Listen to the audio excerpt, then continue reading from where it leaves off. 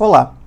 Hoje vamos falar um pouquinho sobre como o Spark funciona com os shells dele, que são as interfaces para que você possa enviar comandos diretamente de uma instalação do Spark, tanto para uma instância local, quanto inclusive para instâncias que estão fora.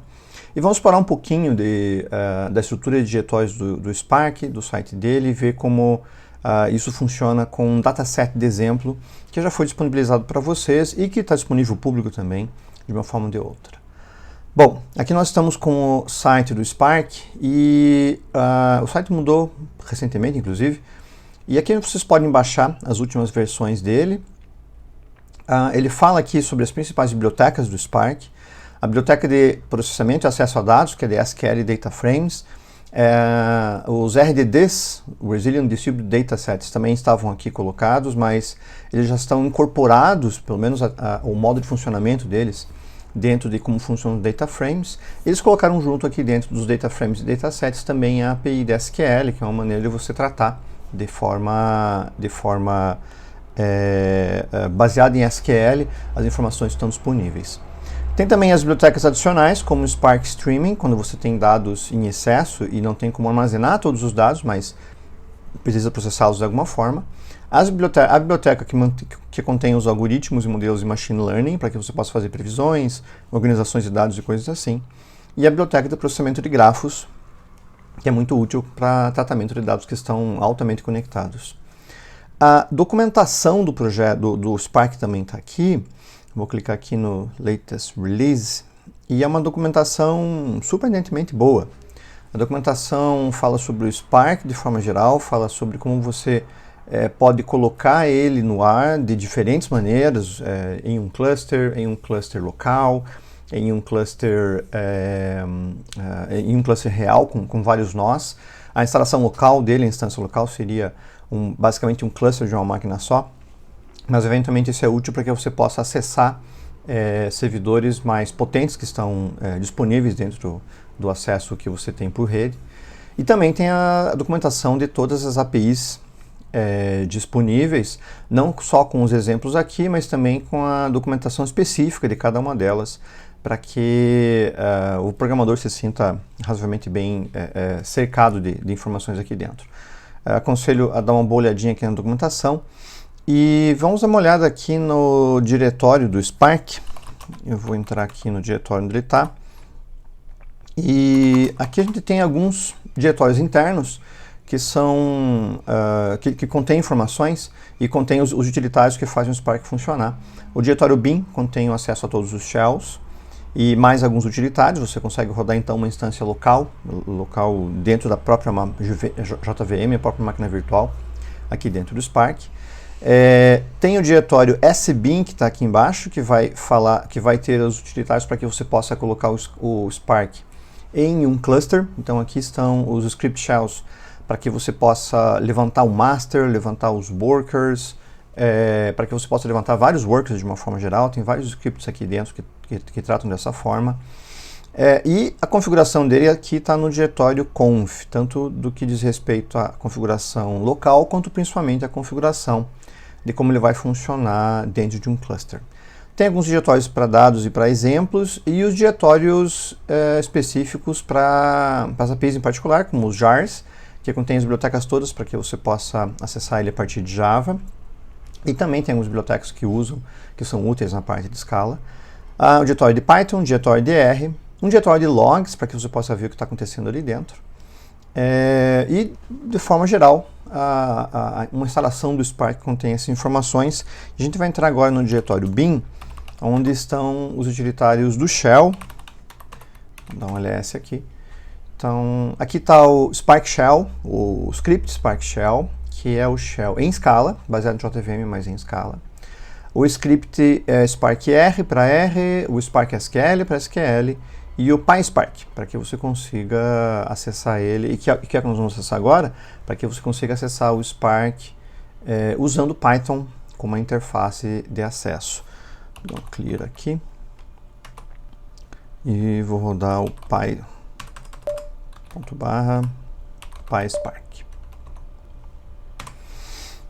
Assim que eu estou executando isso, ele vai levantar uma máquina virtual, Java, uma JVM, e vai levantar uma instância local do Spark para nós executarmos. E como qualquer instância do Spark, ele tem uma interface web que você pode verificar e analisar o que está acontecendo. Ele mostra as informações aqui. Então ele mostra que a interface web está no 9268, que é o endereço local da minha máquina. 4040, você pode usar como localhost 4040 também. Ele tem um Spark Context. Esse master igual ao local asterisco significa que ele está usando todos os possíveis cores que ele achar internamente nessa máquina. E o Spark Session, aquele objeto, aquela classe que te dá acesso a todos os APIs de forma geral, está disponível na variável local, na variável de referência Spark. Vamos dar uma olhadinha aqui, copiar link, nessa interface. E aqui está a console do Spark, que mostra que, inclusive, ele não fez nada ainda, né? Desde que nós levantamos ele, a gente não fez absolutamente nada. E à medida que nós fomos executando algumas coisas, ele vai começando a mostrar isso de forma um pouco mais direta. Para esse exemplo simples, parte do exercício que vocês já haviam feito, nós vamos trabalhar com um dataset, que é um dataset que está disponível para MySQL, um dataset de exemplo do MySQL, o banco de dados Employees. E lá na documentação do MySQL, você pode achar informações sobre ele, basta dar uma busca dentro do site, e ele te direciona para um GitHub, para um repositório, onde você tem instruções lá bem detalhadas, bastante fácil de seguir, de como que você, ele é um dump, um arquivo de dump, um arquivo de backup do MySQL, como que você baixa esse arquivo de dump e popula um MySQL ou uma MariaDB com as informações. Foi o que eu fiz ali, e para fazer os testes, tem uma série de tabelas ali que falam sobre funcionários, salários deles, um controle de RH bastante simplificado. A tabela de funcionários, employees, ela tem mais ou menos uns 400 mil registros, alguma coisa assim. A tabela de salários, já que um funcionário pode ter mais de um salário ao longo da vida profissional dele na empresa, tem alguma coisa em torno de 3 milhões de registros, ou algo do gênero. E a partir do MySQL eu exportei esses dados em um CSV, para que a gente pudesse usar aqui como teste. Tem também alguns arquivos aqui que tem uma informação um pouco menor, como o Employees 10, a gente pode ver pelo tamanho dele, ele é bem pequeno, que tem só as 10 primeiras linhas do arquivo. Employees 100 com as primeiras 100, Employees 1000 com as primeiras 1000, e o Employees, de forma geral, que é o arquivo completo. Eu deixei nesses tamanhos menores para que vocês possam testar, e vocês podem exportar isso também a partir do próprio MySQL de vocês, caso queiram, para que vocês possam fazer os testes dos programas com os arquivos de tamanhos pequenos, né?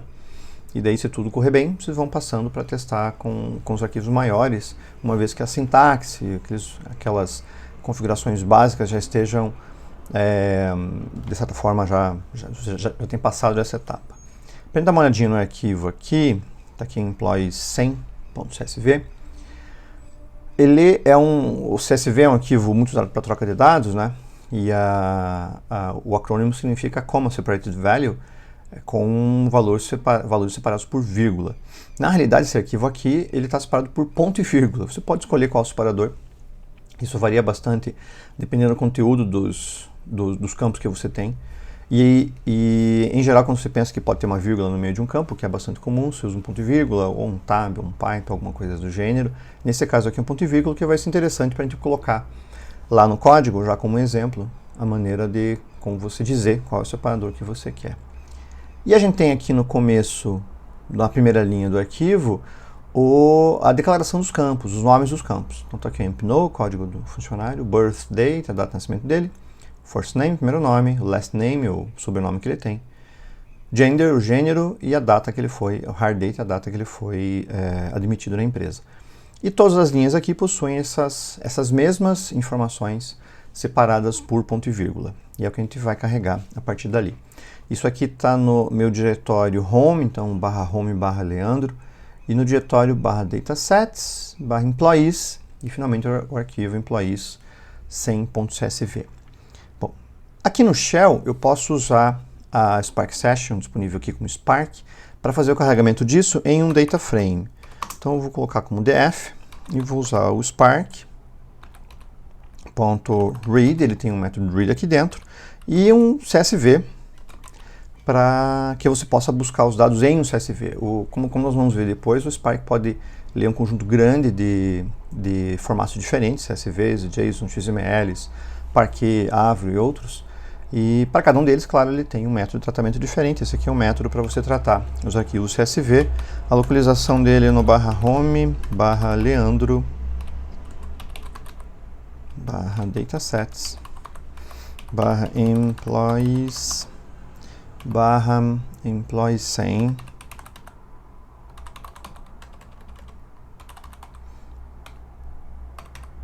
.csv. Aquela primeira linha do arquivo, se vocês lembram bem, é uma linha que contém o header, então eu tenho que dizer que a primeira linha, que tem um header realmente, para ele considerar a primeira linha como o nome dos campos e para não considerar como dados. Então, header equal true.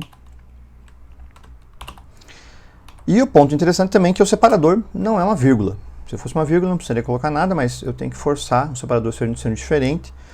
E na realidade, por documentação, seria sempre bom dizer qual é o separador. Então aqui eu vou colocar o separador como um ponto e vírgula, sep igual ponto e vírgula. Essa linha aqui vai carregar o meu arquivo, e o meu arquivo está aqui já, e eu vou deixar a console dele já aberta para a gente poder dar uma olhadinha no que vai acontecendo aqui na console do Spark. Então vou fazer o carregamento. Se eu acertei o nome do arquivo, ele está carregando. Se eu voltar aqui para a console e atualizar, eu já vejo que eu já tenho um job aqui, que foi o carregamento como CSV desse arquivo que eu tenho. O data frame, que é esse objeto DF, ele tem uma série de métodos aqui para manipulação dos dados, para visualização dos dados e coisa assim. A primeira coisa que a gente vai fazer aqui vai ser dar um show, e esse show vai mostrar as primeiras 20 linhas do meu data frame. Eu posso passar como parâmetro quantas linhas eu quero, tem mais parâmetros para o método show aqui também que vocês podem ver depois. E eu também posso ver um summary dos dados que eu tenho aqui. Eu posso ver uma análise rápida, um sumário do que eu tenho. Então, summary. E eu quero ver esse summary. Show. Se eu usar só o df.summary, eu já vou ver um sumário, mas no show ele mostra um pouquinho mais, de forma um pouquinho mais organizada. Então aqui eu vejo a contagem, eu tenho 99 funcionários, 99 data de nascimento, 99 first name. Ele tem 100 linhas, mas a primeira linha é o header, né? Então só tem 99 linhas de dados. Tem os valores médios, desvio padrão, standard deviation, mínimo, máximo e assim por diante. Dados que na realidade talvez não façam muito sentido para boa parte deles, né? Os percentis, por exemplo, não fazem tão sentido assim para boa parte das informações. Mas ele já consegue achar informações como o nome o menor em termos de classificação é esse Adamantius, e o Zvonko é o maior em termos de classificação, então já tem algumas informações que podem ser colocadas aqui dentro. Eu posso fazer uma série de operações aqui dentro. A propósito, todas as operações viraram jobs aqui dentro, então eu tenho o show aqui que eu posso analisar o que ele fez, eu posso ver o DAG, que nós já conversamos nas palestras. O DAG, na realidade, ele te mostra quais foram as etapas, quais foram os processos que ele usou para chegar nesse resultado. No nosso caso aqui, nós vamos basicamente uma leitura de forma direta, né? Ele fez só um map com as partições internas. Então aqui os jobs novamente. E eu posso fazer mais coisas aqui, como vocês já tinham visto nos exercícios e na execução. Eu posso fazer um filtro aqui, por exemplo. Então eu vou usar um df filtrado para o gênero feminino igual ao dataframe.filter para o df, e ele considera os campos como membros também do dataframe. Então, df for gender igual que a gente conhece de programação, não de SQL, f. E assim que eu fiz isso daqui, eu criei um novo data frame. Os data frames são imutáveis, os RDDs são imutáveis. Então eu altero criando um próximo. E agora eu quero ver esse novo data frame, df_f.show.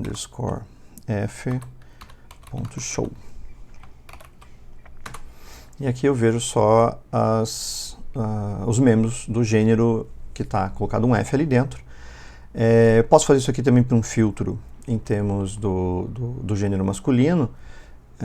Posso, em vez de usar o filter, usar o método where aqui dentro. E eu vou aproximando cada vez mais de um SQL, né? Então dfm aqui, por exemplo, posso colocar direto do df original, estou usando o DataFrame original novamente para fazer um novo filtro. Só que agora eu vou usar um outro método que é o where, que é bastante parecido com o where que a gente vê dentro de um SQL por padrão. E aqui eu posso colocar entre aspas o que eu colocaria numa cláusula where lá de um SQL, o gender igual a, eu vou usar uma aspa simples aqui dentro,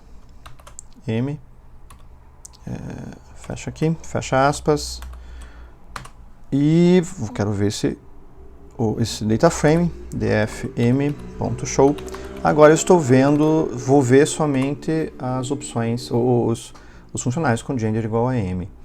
É interessante que eu vou aproximando cada vez mais aqui de como seria um padrão para uso do SQL. Deixa eu só sincronizar. Eu tenho um show aqui, já mostra mais alguma coisa, tem já mais informações para ele conseguir chegar no objetivo dele. Vamos ver os DAGs com mais calma depois. E existem muitas razões para você preferir essa abordagem por funções, uma abordagem mais onde você vai aplicando função em cima de função, método em cima de método, de uma maneira mais programática para você acessar os dados, filtrar os dados e criar uma série de configurações. Mas também existem razões para você, bom, já que eu estou me aproximando cada vez mais do SQL, por que eu não uso SQL de uma vez, né? A gente pode fazer isso criando um objeto que a gente chama de uma temp view, que vai ser uma visualização como se fosse uma tabela desse nosso data frame, que é carregada a partir de um CSV. Então, estou basicamente criando uma tabela que é baseada num CSV para que eu possa rodar um SQL por padrão aqui dentro. Isso daqui vai ser com o create or replace temp view. E eu estou aplicando isso em cima do DF, do data frame, e vou chamar essa temp view de employees, que é o nome da tabela em particular que eu tenho. Ele criou esse DF e agora eu posso usar direto, a partir do Spark Session, um comando SQL. Então, vou colocar aqui o que eu falo, a mesma coisa que eu fiz, só que usando uma sintaxe de SQL, como por exemplo um select asterisco from employees, where o empno é o código, e eu tenho vários códigos ali, empno, e igual a, por exemplo, o 112, que é o que está aqui. E eu já vou aplicar o método show aqui logo depois para mostrar ele de uma vez. E agora eu rodo um SQL e acessei as informações daquele employee em particular. Dessa forma, a gente pode ver que a partir aqui do meu contexto, a partir aqui do meu shell, eu consigo fazer quase que as mesmas operações que eu faria em termos de programação dentro dele, que nós vamos ver também como fazer isso depois. Eu estou vendo todos os meus jobs aqui, que no final ele já está mostrando mais informações do como eu estou rodando. Ainda é um filtro somente, né? Ele mostra dessa forma. Vai ver os estágios todos que ele fez.